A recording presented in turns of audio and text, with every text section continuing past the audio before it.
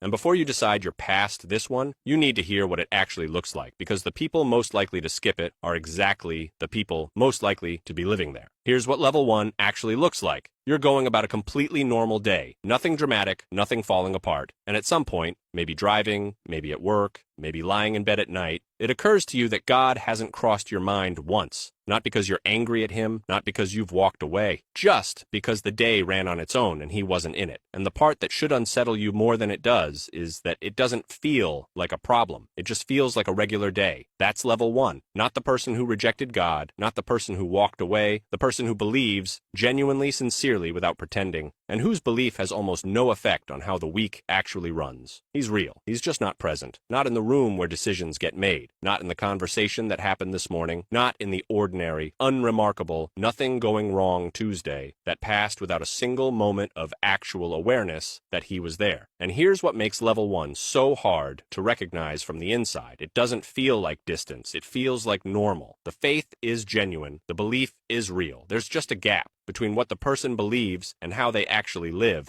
that has been there so long it stopped registering as a gap at all, like a clock on the wall you stopped hearing years ago. It's still ticking. You just don't notice it anymore. Isaiah 29:13 exposes this with precision that should make every comfortable Christian slow down. These people honor me with their lips, but their hearts are far from me.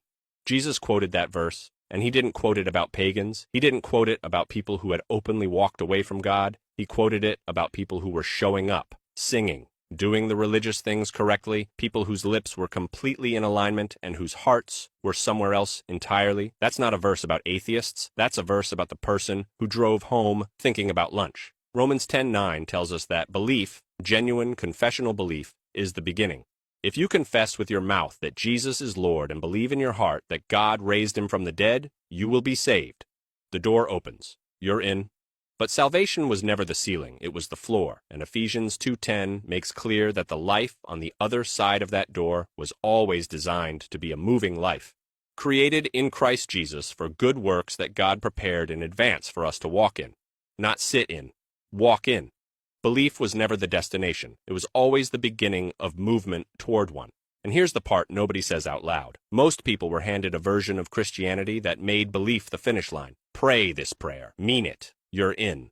What came after the prayer was never made as urgent as the prayer itself. So millions of people crossed the threshold, genuinely, sincerely, and quietly stopped there. Not out of rebellion, not out of laziness, because nobody told them clearly enough that the house went deeper, and that what's deeper is not more obligation. It's more of the person they said yes to on the way in.